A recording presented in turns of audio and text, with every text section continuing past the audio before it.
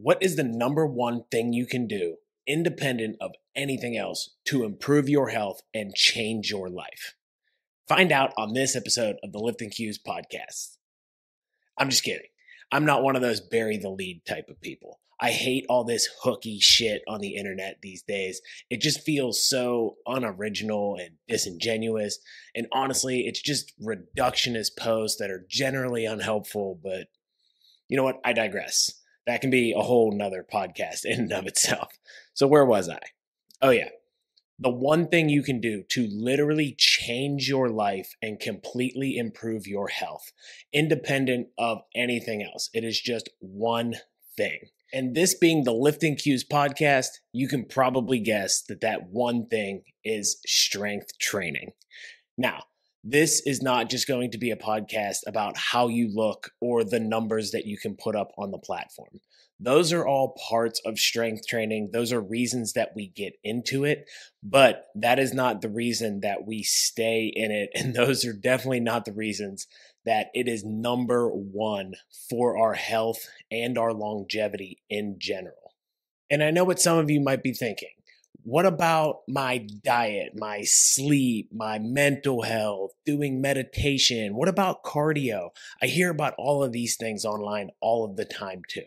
Now, these things are all important. They all contribute to our health, but I believe based on the evidence that is out there and the robustness of the evidence that all of these other things truly pale in comparison to what resistance training will do for you and your health. And I'm going to lay out the case for strength training and see if by the end of this podcast that you agree with me and you either adopt strength training yourself, maybe you increase your prioritization on strength training, or maybe you're just able to help others and help your clients better understand why strength training is so important, why they need to put focus and intention into it, and why they should prioritize it for their general health. Thank you so much for listening to this episode of the Lifting Cues podcast, the podcast for lifters. And this podcast is going to be for all lifters, those just starting, those just thinking about it, those who coach lifters. This podcast today is for all of us. And I am your host, Coach Quinn, aka Coach Q. I'm an online and in-person fitness coach who specializes in training and nutrition programs to help you maximize strength and muscle.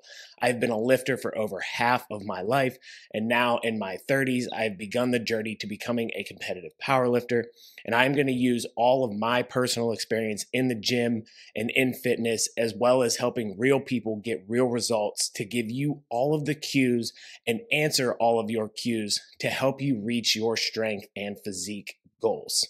If you are here listening to the Lifting Cues podcast, you are likely already a lifter and you know the benefits of lifting. But if you are new to training, you're just getting into it, welcome. This is a great way to get you started and get you motivated and understanding why prioritizing strength training and getting consistently into the gym and maintaining that discipline is going to be so important for your health and longevity. And if you are already an experienced lifter and you have all of the reasons of, building muscle mass and getting strong for, your powerlifting goals or whatever they might be, and you just need to find a new motivation, a new why behind why you do some of the things that you do. Because we know, even as strength athletes and physique athletes, it's not always easy to get into the gym.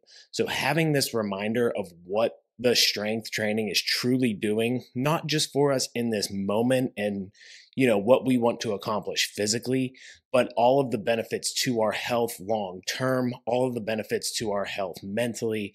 This can help us really break that down and be able to maintain that discipline and motivation and get our ass in the gym even when we don't want to. And if you're a coach looking to help your clients understand the benefits of strength training, then this episode will be great to point them to or to use some of these talking points to get them to understand why the strength training program you're putting them on is so important. And it's not just because you want to make a woman look bulky or anything like that. The strength training is, I believe, the key to our longevity, the key to a healthier life, physically, mentally, emotionally. So let's lay out why strength training is so important. And I'll outline kind of a basic strength program for you to follow if you are new, or for you to easily give to someone else who is new to strength training and just needs to get started somewhere. All right, enough bullshit. Why is strength training the number one thing we can do for our health? And to understand this, we need to understand why muscle mass and strength are the most important factors for our long-term health and longevity. And in today's society, in our society here in 2024, in the Western world, any developed nation that you are living in, we do not have another method of building muscle mass or building strength, because we just don't have the manual physical demands on our life anymore, unless you work a very, very, very manual labor job that requires you to carry things and lift things up and down constantly. There is just not another way for us to build and maintain the strength and muscle mass needed for our health and longevity. So even if you don't care about looking like a bodybuilder or lifting like a power lifter, don't worry, you won't by accident anyway. These people are not built by just dabbling in the gym, and you have to focus on this for years, and lifting heavy and progressing over time and pushing yourself to the intensities that you need to don't happen by accident. You do this very purposefully. So don't worry.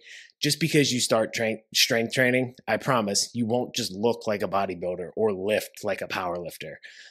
It's not going to happen by accident. So don't worry about that if you are concerned about getting into strength training for that reason.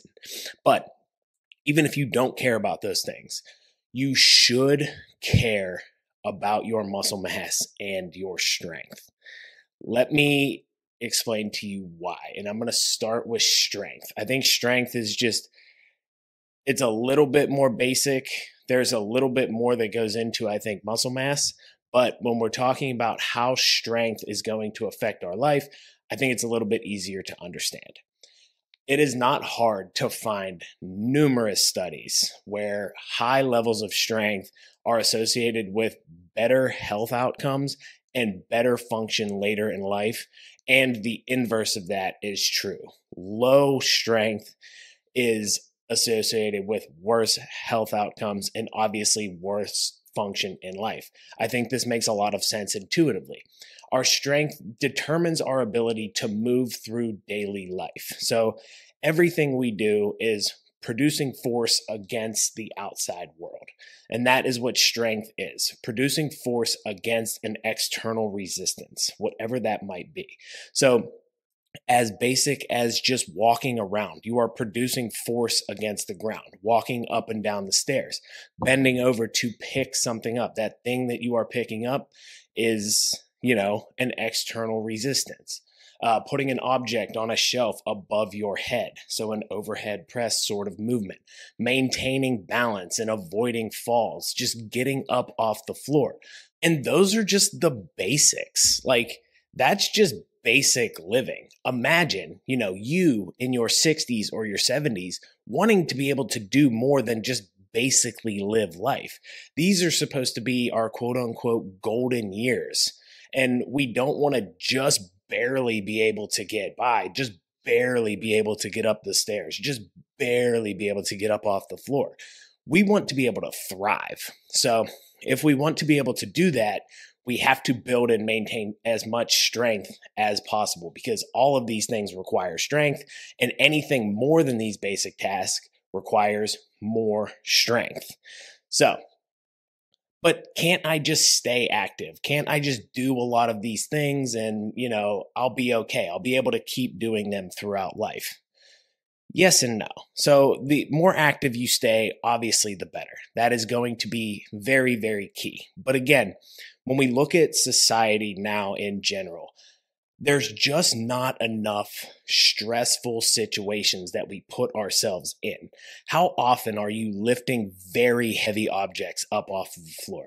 How often are you, walking up giant hills or giant flights of stairs? It may be a small flight, but that is probably not enough tension and repetition to get you the strength adaptations that you need. Just take a look at, the majority of people over the age of 60 that that have not trained. What is their daily life like? What are they able to do? Better yet, what can't they do? Are these things that you would like to be able to do in the future, the things that they can't do? Then guess what? We need to do more than what they did. And again, we are only getting, I don't want to use this word because we're only getting lazier and lazier physically as a society. We just continue to progress and advance in technology to make life easier, which is great for a lot of reasons. We can focus on a lot of things that are very important than, us going out and finding food or building shelter. So these are great things, but we have to combat this because our bodies have evolved and are designed to move, or they're designed to be able to move, and we evolved having to move. So if we're not moving our bodies and putting some sort of stressor on our bodies, then we are not going to be able to get to the place that we want to. For instance, we lose 3 to 5% of our strength every decade after the age of 30. I didn't stutter. I didn't misspeak. I said 30. When you reach the age of 30, if you are not training, you are starting the rate of decline. So when you hear people say, just wait until you're 30, if you stop doing things, that's technically not untrue, because a lot of times what happens is people in their 30s, they get busy, they start families, they get more serious about their career, they've advanced to a point where their job is more stressful. So we get less active. That is why we see this decline. So we want to stave this off. If you think about this, from the age of 30 to the age of 60, this is 3 decades of your life where you are experiencing a true decline in strength. And I use the age of 60 because once we reach that, this decline exponentially increases. So we are going to decline at an even faster rate at the age of 60. So most of us are retiring, hopefully by like 65. Who knows? We don't really know what the world's going to look like at that point. But if you think about it, if you stop training in your 20s, you spend your 30s, 40s, 50s losing strength. So you're decreasing your ability to function, the quality of your life going into the future. Now you've reached the age of 60, you've already declined. Now that decline is going to increase even faster.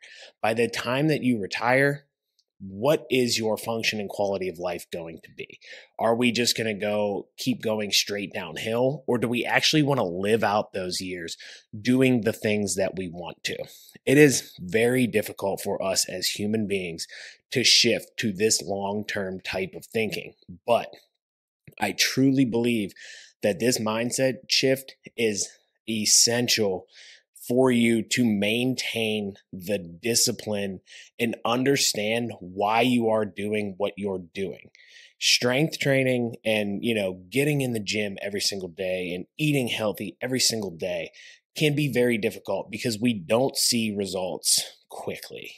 It is not a quick process. Weight loss it's not necessarily all that slow, but it's not as fast as we would like it to be. And especially muscle and strength gain, especially after that beginning phase, is very, very slow. So it's very hard for us to shift that long-term thinking. And you think, just one session, like it's no big deal. I'll just skip it. It's not going to make that much of a difference anyway.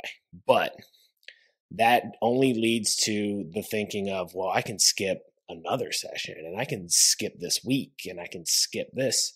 Unless you have a legitimate reason, there is time to take some time off, but we need to be thinking about why we are doing this in the first place. So if we are not training, we are on the path to a decline in strength, which is going to decrease the quality of our life and shorten our health span. I didn't say lifespan. I don't care how long you live. No one can predict how long they are going to live, but I believe we have some control over how well we live. And I think that should be our focus, is how well do you want to live? Again, you can let your strength decline. You can eat a relatively healthy diet. You can take your vitamins. You can do all that stuff. And I mean, and with modern medicine, you can live a very long time. But what kind of life is that going to be? If we're not strength training consistently, again, that is our function in daily life. It makes daily movement and daily tasks much easier and allows us to do much more on our own.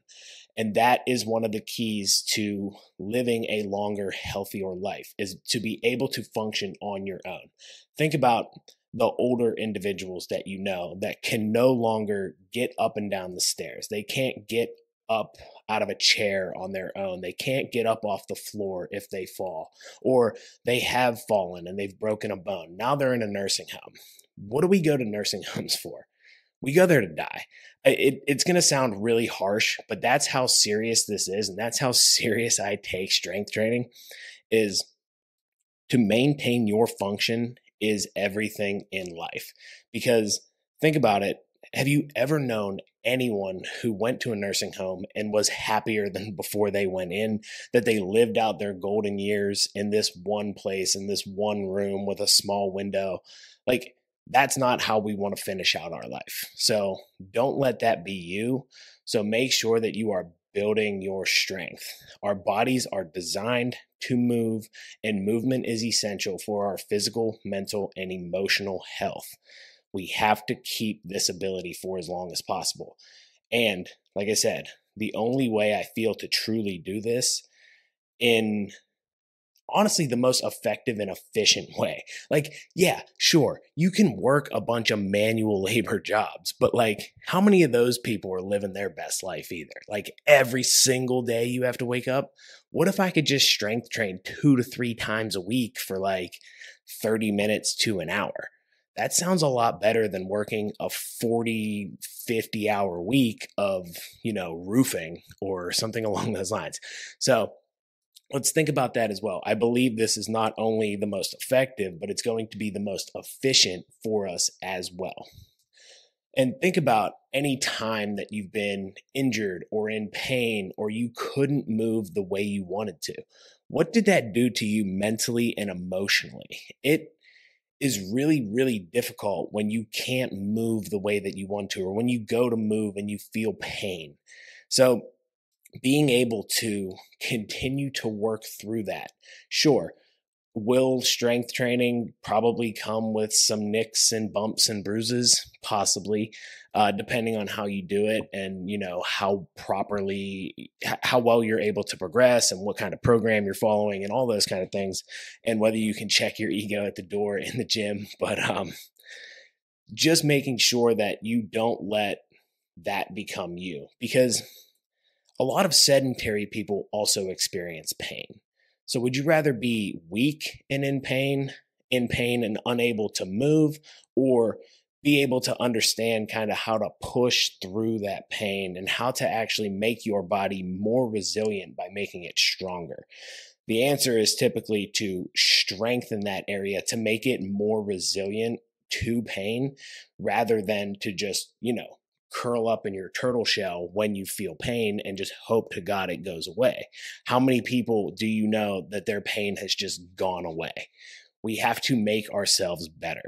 And a lot of people are truly scared of this, I believe. And I think this is a lot of the reason that people think that they can't strength train, because they think it's going to hurt their joints or hurt their back. And I mean, this is a misconception. This is just from people who did too much too fast. They didn't understand how to properly manage load, how to properly manage their recovery. So if you are able to do all of those things, I don't believe it just doesn't show that it is bad for your joints. People who strength train have healthier joints long term than people who do not. So I don't think that I don't think that should be a reason for you to avoid strength training. I think it should be a reason for you to lean into it. I also think there's this idea that people will overextend themselves or overtrain and waste too much energy. I don't know if this is like a real thing anymore, but I do feel like I've heard this before. So I'm going to address it. It's my podcast. I can do what I want. That your body is like a battery and it only has so much energy. So if you do too much and don't preserve enough, then you are limited on juice and you will actually, overextend yourself and wear your body out. I just don't think this makes a whole lot of sense because if we think about, again, evolutionarily, how we evolved, we had to move a lot. We had to move to live. Now we don't have to move at all. So why would going from basically no movement to like just a few hours a week of movement be bad for our bodies or cause us to overtrain? Let me explain that overtraining is, I don't want to say it's not really a thing, but like it's really hard to do. And people that overtrain, it's very rare. Now, there are people who at times in their training overreach, which could lead to you, maybe getting sick or feeling overly fatigued, but that's also not overtraining. So overtraining is not, I truly don't think it's something you need to be worried about. Majority of people who are worried about overtraining are not training at all or anywhere near hard enough to worry about it. So your body is not a battery with limited juice. It is a rechargeable battery that requires movement and stimulus to make it more resilient and give it energy. So we want to do things to stimulate our body and build muscle to provide energy and give our body the strength it needs to move as much as we want to. So, what's the answer there? It is go get strong. How do we do that?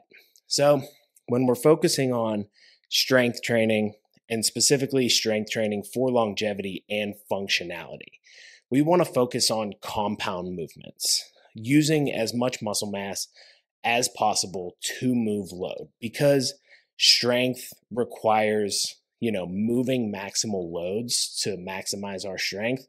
We want compound movements because with more muscle mass moving an object, we can move more of it. So we're going to focus on those compound movements. This will also make us very efficient in our movement. We're going to do exercises in the 1 to 6 rep range. I'd recommend for general longevity, you want to be somewhere in that 3 to 6. You don't really have to go to your 1 rep max too often to make sure that you're building strength. If you want to test it out, cool. But I think 3 reps is just fine. We want to make sure that we are progressively loading, continually adding weight to the bar, finding ways to do that. And then just make sure that you are able to recover. And with the compound movements, we want to focus on the 6 major movement patterns and what I will call the functional movement patterns.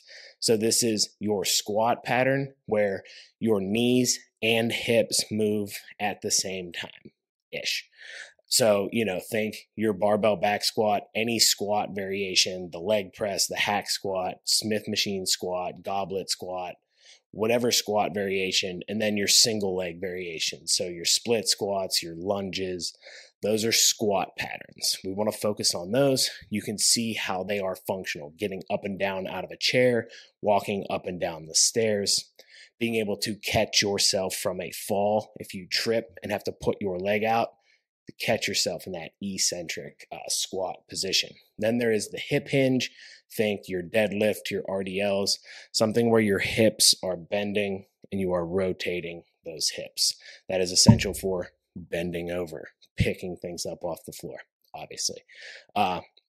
Then we have our 4 upper body patterns. So we have horizontal push, think push up, think bench press. Again, getting up off the floor, pushing things, pushing a door, whatever that may be.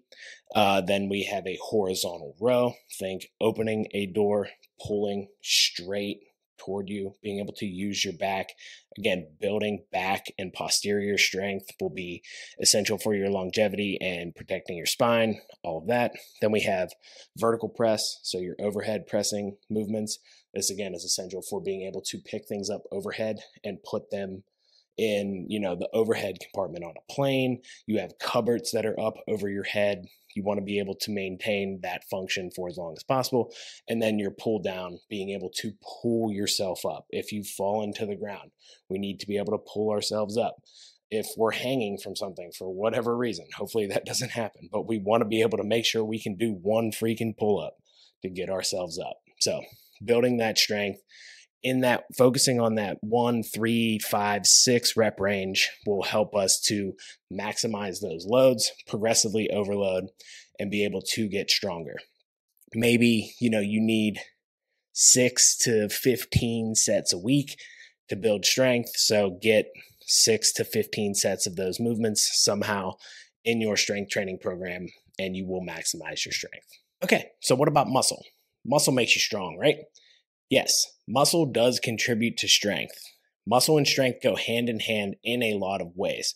When we're talking about strength training, there is, the movement, motor skill, and neurological components, the psychological components, the confidence to be able to lift heavier loads. Those all factor into strength, and that's why you can see people. And strength is very specific to the task at hand. So we focus on those movement patterns for strength so that they can translate to the movement patterns that we want to get stronger at and the exercises that we want to get stronger at. For building muscle, all we really need to worry about is placing tension on that muscle. Now, a bigger muscle will be able to produce more force, or at least have more potential to produce force. So a bigger muscle has more contractile tissue, and when that muscle can contract harder, it can produce more force, and that is the last component of strength. So once you've learned how to do the movement, you've built the neurological and motor skills that you need, you have the confidence to lift heavy and do that movement properly, then that is where building more muscle will only help you get stronger from there. So there is a muscle component, but there is so much more to muscle and why it is so important for your health. Muscle is truly the organ of longevity. I do believe this. I do very much support. If you know who Dr. Gabrielle Lyon is, she focuses on what's called muscle-centric medicine, and she has this theory which I firmly believe in and I firmly subscribe to, that we are not over fat as a society. We are under muscled. And I think it is for a lot of these reasons that I'm going to go over. The reasons that muscle is so important for your health, and the fact that we just don't have enough of it because we do not strength train. Let me explain why. First of all, strength training is essential, again, for building muscle. So the way that muscle is built is by placing tension, what we call mechanical tension, which is just, the mechanism of placing tension on the mechanical body. Placing tension on those muscles. That is the stimulus for growth. And without this stimulus, it doesn't matter how much protein you eat. It doesn't matter how much you sleep. Your body will not build muscle.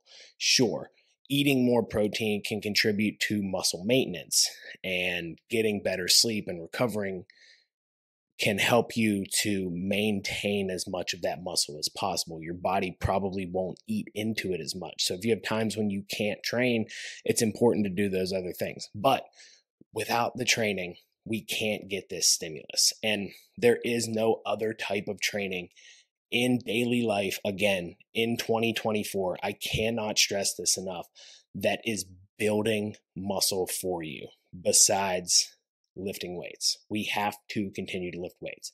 If you're doing a ton of cardio, it is not placing enough tension on the muscle to stimulate growth. So when muscle grows, there is a process called muscle protein synthesis that occurs.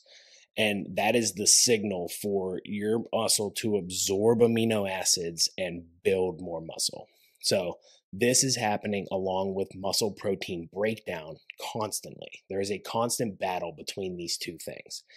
And there is no greater stimulus for MPS, muscle protein synthesis, than strength training and resistance training. So we need this stimulus more than anything. And again, we are not getting it anywhere else. So if we're not getting it, we're not building muscle, period.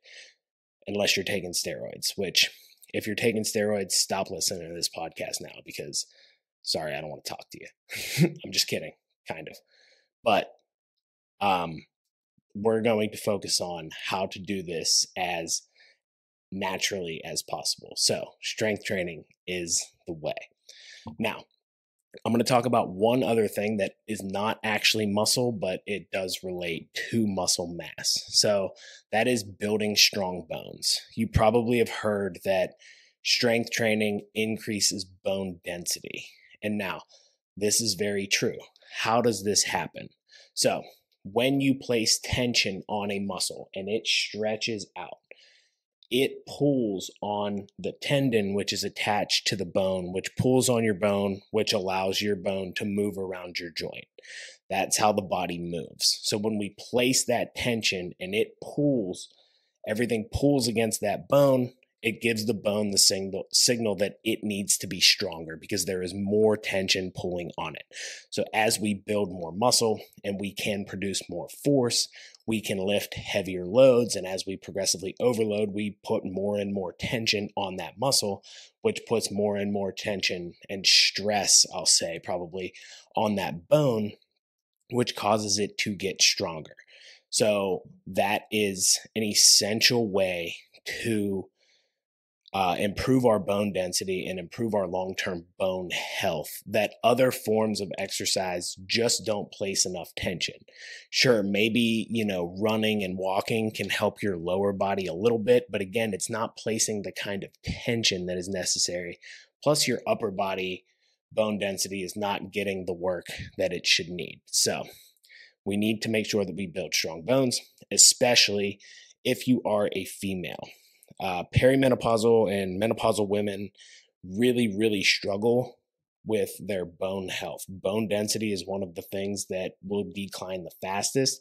And the best way, the most proven way to improve that is to strength train. So not only will building muscle make you stronger and, like I said, improve your balance and avoid falls, but it will also make you more resilient if you do happen to fall. The numbers of people that die a year after falling and breaking a hip are terrifying. Your mortality rate increases significantly if you break your hip after like the age of 60. So building muscle and strength to lower the fall risk and make you more resilient and your bones stronger is going to be essential, and avoiding things like osteopenia and sarcopenia so that, your bones are not brittle, that your muscle does not waste away. So making sure that we're protecting against those.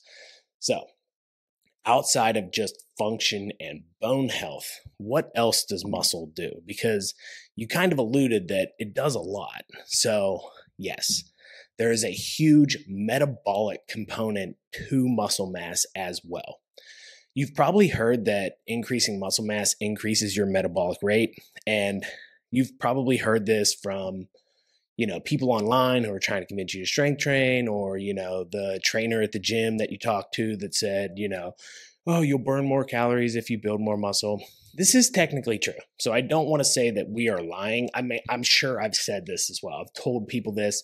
It's a great way to make people realize why they should strength train and why they should focus on their muscle mass. But truth is, the benefit is very, very small. It's like 5 to 9 calories, I think, per pound of muscle. I don't know if those numbers are exact, but it is very close to that. And basically what I'm saying is it's very small. But I do think over time, if you put on a significant amount of muscle, this will make a difference over the long term. It'll make a small difference, but again, when we're talking about, you know, maximizing our health, why not get the most out of our metabolism if we can? And if we're focusing on building muscle, that's also probably going to come with eating more protein, which increases our thermic effect of food. So we get kind of that double of like, as we build more muscle, we burn a few more calories. And as we eat more protein, we burn more calories. So maybe there's, a mix there that actually helps us burn a little bit more. And again, when we're trying to get the most out of it, why not build the muscle mass that helps us functionally with our bones and with all of these other things that we're going to talk about, and gives us a small benefit to metabolic rate.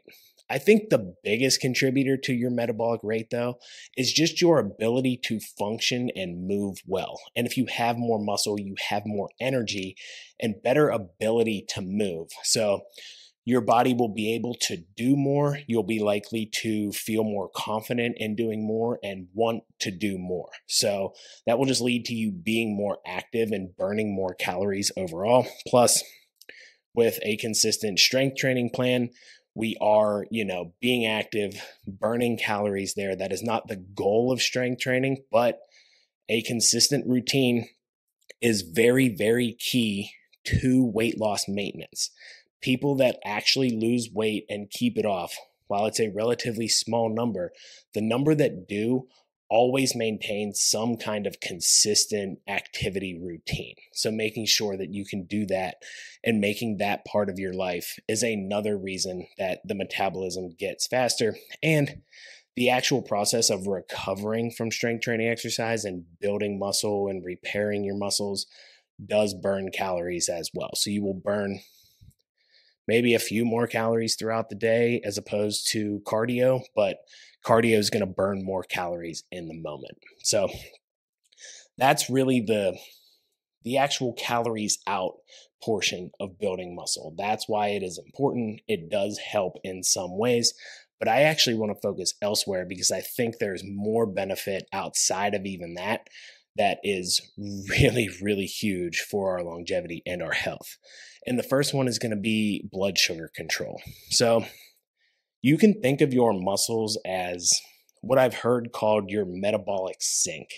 So it allows the ability for you to actually absorb and filter more of the things that you eat and go through your body, specifically glucose and sugar.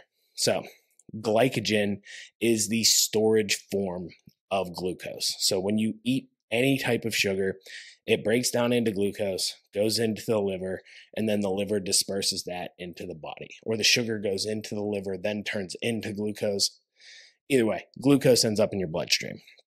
We need to store that somehow if we are not going to use it right away. So we store it as glycogen. And if our glycogen stores are topped off, we will store them as fat. So glycogen is stored in the muscle for quick energy usage so that it can be quickly converted when that muscle needs it for energy. So if you have more healthy muscle, you will be able to store more glucose and therefore giving you better blood sugar control. So the glucose will be dispersed as glycogen into your muscle cells. Your muscles will soak that up. And then it won't be that blood sugar is not just floating around looking for something to do, eventually being turned into triglycerides and stored as fat. If it can't be stored as glycogen, it will be stored as fat. This is where we get into the whole low carb, no sugar debate. Again, calories equated. It doesn't seem to matter. Plus, if we have more glycogen, we'll have better blood sugar control and be able to store more of it. So more muscle equals our ability to store it better. And, blood sugar control and avoiding things like prediabetes, diabetes itself are essential for our long-term health. It is one of the metabolic diseases that is a comorbidity for so many things. It leads to worse and worse health outcomes as we age. So if we can avoid that for as long as possible by having more muscle mass on our body, that is a great thing to have. One key distinction here is that you want to have healthy muscle mass to be able to improve these glycogen stores and improve your blood sugar control. If you compare strength athletes and people who strength train to people who are just endurance athletes and only do endurance work, you'll see a big difference in what their muscle looks like. Specifically, big differences in what's called intramuscular fat. You can think of your muscle like a steak. Would you rather your muscle look like a ribeye steak and be all marbled and have fat all through it, or look more like a filet mignon and be a nice lean piece of muscle? Healthier muscle is that leaner muscle. Having that intramuscular fat is not necessarily going to be as healthy, not allow you to store as much glycogen, may lead to worse blood sugar control. And what we see is in endurance athletes, because of the demand of their sport, because they have to do activity for a longer amount of time, they want more fat stores to be able to tap into. So that leads to higher levels of intramuscular fat. They have similar levels of intramuscular fat to sedentary individuals. So that is why I remember back in my keto days, I remember watching a documentary of these, I think they were rowers. These people who were they were like Olympic level rowers or like world champion level rowers. And I think they ended up with like pre-diabetes or diabetes or something like that. And obviously they blamed it on because they were eating a bunch of carbs. But I really think it was because they weren't actually as metabolically healthy as they could have been because their muscle mass was not developed properly. It was developed for just endurance activity and not as much for strength. If we focus more on strength, you're going to build more lean tissue, which will be more metabolically healthy. So even if you enjoy endurance activity, and cardio is tremendously important for your health, do not get this twisted. I am not trying to say don't do cardio. You shouldn't. It's just you should not use your cardio as an excuse to not strength train. We need to do both. And again, strength training improves your function. It improves your force production. What are you doing when you're running, when you're rowing, when you're swimming? You are producing force. Why would being stronger hurt you in this respect?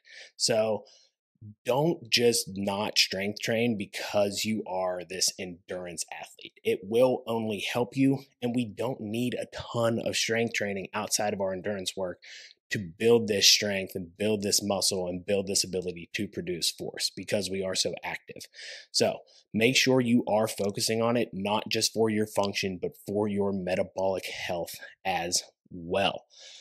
All right. Also, muscle mass helps with hormone regulation. Now, I am no hormone expert whatsoever, so I am not really going to dive too deep into this because it does vary widely. There are a ton of different hormones.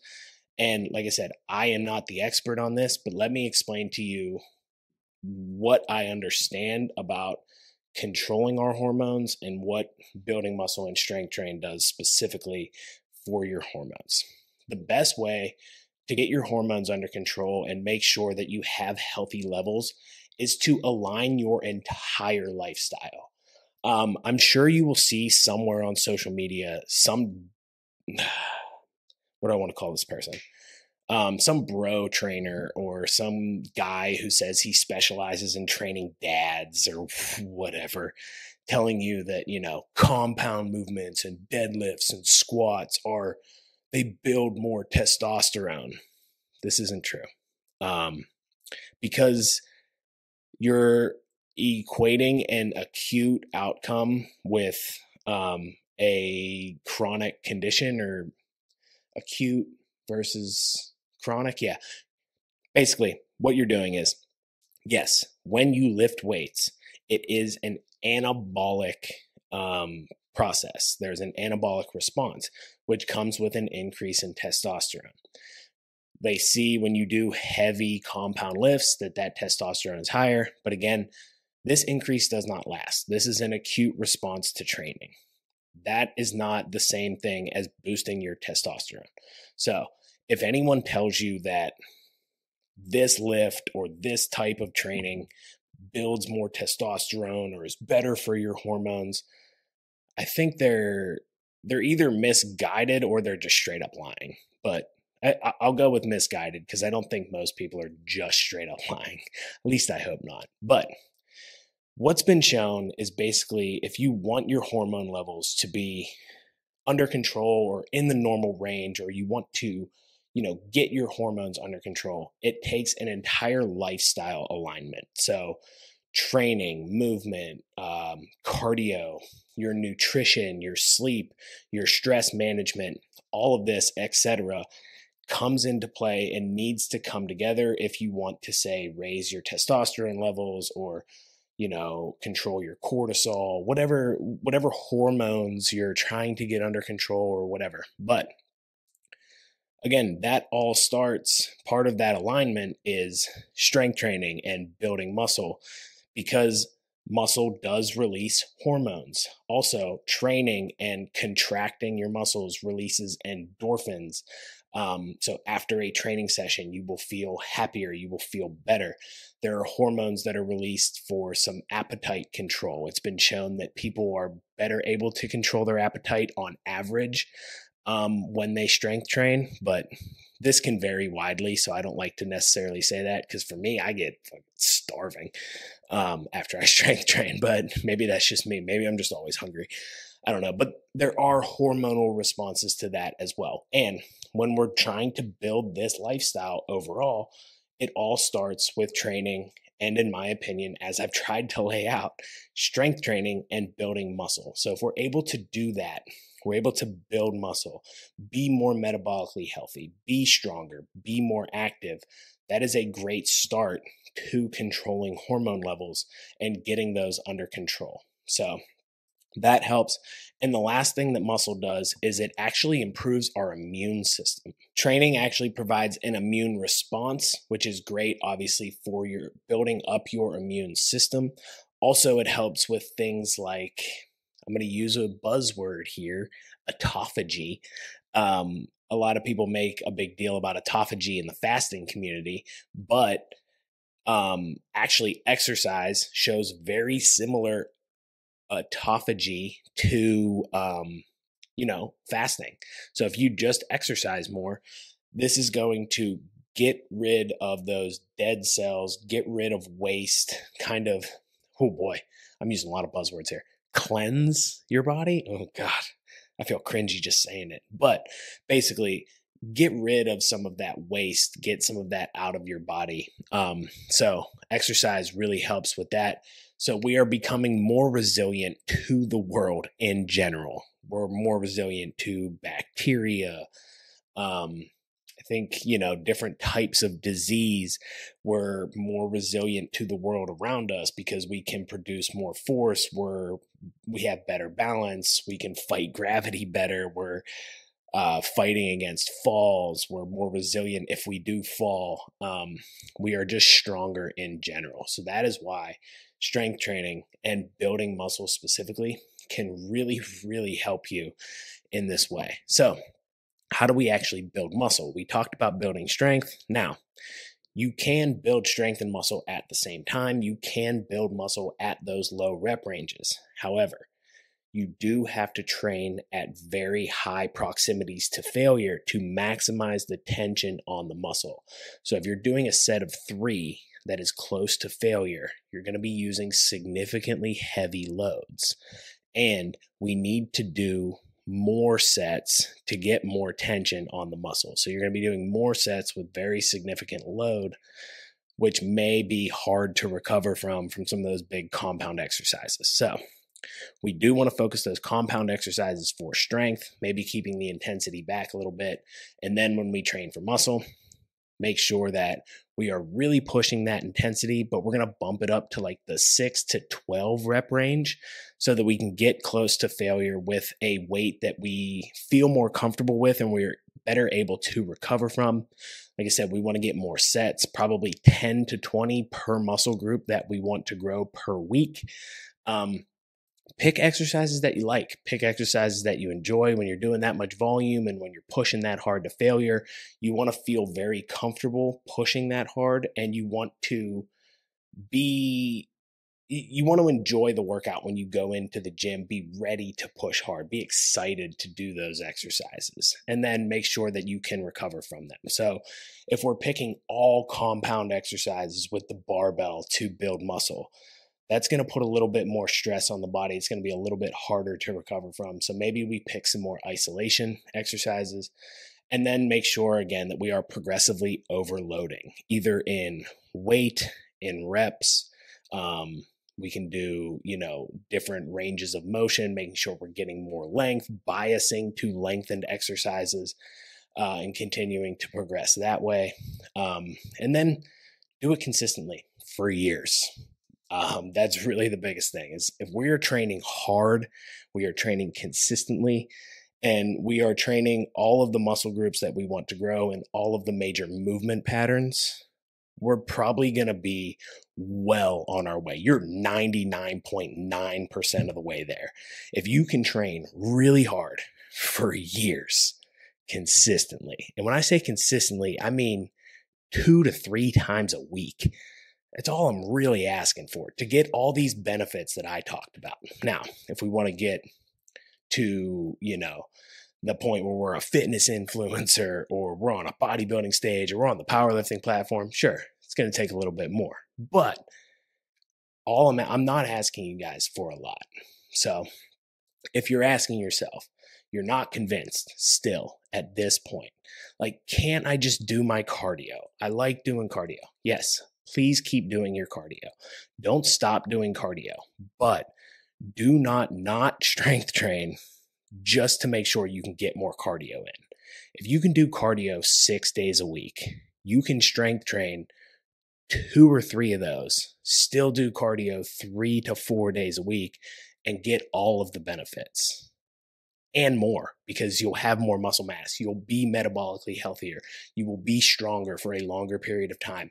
You are going to have stronger bones. You are going to be more resilient in general. So don't just strength train. Or, can't I just be active and eat healthy? Yes, those are very important too. Again, that's not building us muscle. Unless your activity is, stonemason and you're just moving blocks around all day, I don't think you're putting enough tension on your muscles. So make sure that you are placing tension on the muscles and prioritizing strength training in your activity. Do I have to get in the gym and lift heavy and sweat and breathe hard? And yes, you do. Again, we talked about how our society is not set up anymore to give us the stimulus that we need to grow and maintain muscle and develop and maintain our strength. So we have to force it to do this. The cardio is not enough. Being active is not enough. There are no eccentric components. There is no tension put on the muscle, or not enough to stimulate the growth that we need to stave off that 3 to 5% decline in strength, that 3 to 8% decline in muscle, that we know if those things go down, our quality of life and our health in general will decrease. So we need to stimulate muscle growth by strength training. Now, I know that you're thinking still, oh my God, I know he said 2 to 3 days a week, but there's no way that's enough. I see all these fitness influencers in the gym all the time, blah, blah, blah. I'm being dead serious. To get all of these health benefits and the longevity benefits, you need like an hour of strength training a week. That's 2 30-minute sessions. Now, with these 30-minute sessions, yes, they need to be hard. You should have a proper program that allows you to train everything that you need to in these sessions to get the most out of it. But this is all you truly need. We don't need that much to get the benefits of strength training. I promise you. We can do 2 sessions a week and get plenty of benefit. I'm going to give you the program right now. In session 1, we are going to squat, we are going to bench, and we are going to do a seated cable row. In session 2, we are going to deadlift. If you really care about your hamstrings, you could switch this to an RDL. So if you want to hit your hamstrings a little bit more, because in this little program, it is not going to do it. And then you could overhead press, and then you could do a pull down and a chin up. That is 2 sessions. We've pushed all 6 major movement patterns. You'll focus probably in the 3 to 8 rep range, maybe 10 to 12 on some of these exercises, just to build a little bit more muscle. And then, maybe you're doing 4 to 5 sets of each. Get in there, do it. You can even superset, bench and rows, overhead press and pull downs, make it more efficient. And then, if you have more time, you have more days, we can split this up. We can add more isolation work to build more muscle. But this is really all it takes, guys, is going in, doing those type of exercises very hard, progressively loading, doing it consistently over the years will make a huge difference. Don't tell me that you can't give me an hour to an hour and a half a week for all of these benefits for your health, for your life health span, to live out the end of your life the way that you want to. I'm going to say something to parents right now because I'm not a parent, but I'm going to say this to you anyway. I understand that it is incredibly difficult with kids, a job. I see it. I've seen it with my friends, and I know how hard it is. And I want to be empathetic to how difficult it is. But I promise you, taking this time for you now will make you so much better for them, not just now, but later in life as well. Make you better for your kids. It'll make you better at your job. It'll make you better at everything. I promise. So let's go in there. Let's strength train. Let's make sure that we can do this thing. Okay. Strength training is so important. We can't get these benefits anywhere else. And I really hope that all of this information helps get you motivated to strength train and understand why it is so important to prioritize it. And if you are someone that works with people or is just trying to convince your friends to lift more weights, point them in this direction. Give them the tips that I just gave you and help them understand why it is so much more important than just what they look like or, how much they can lift for the gram.